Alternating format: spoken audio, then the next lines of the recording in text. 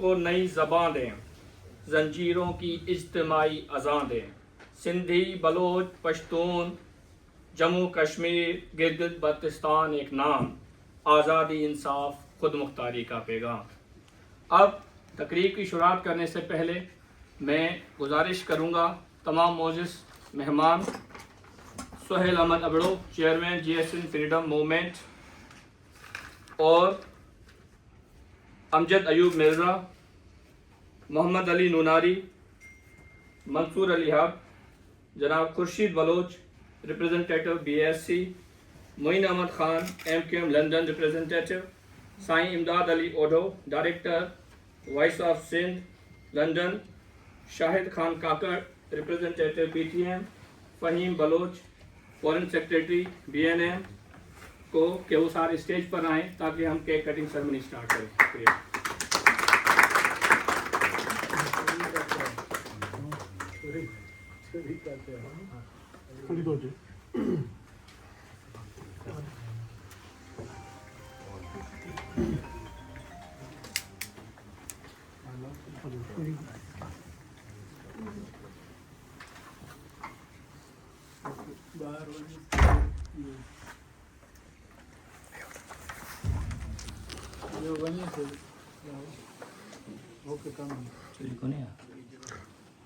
छोटी लकड़ी है।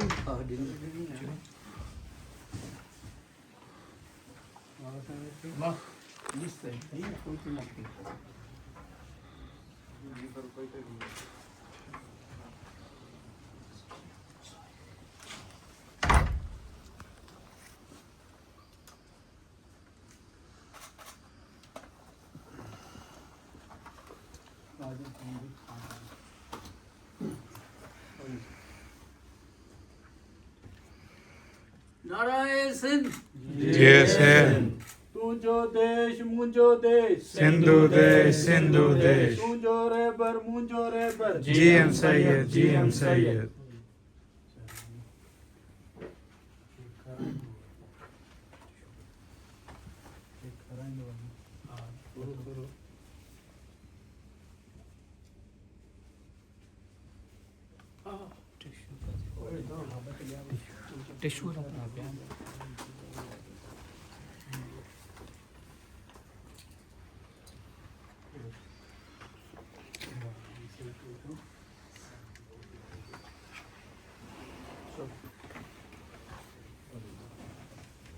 चेयरमैन क्या था?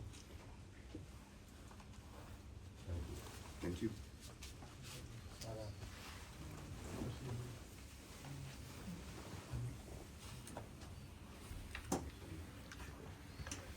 चेयरमैन ने कहा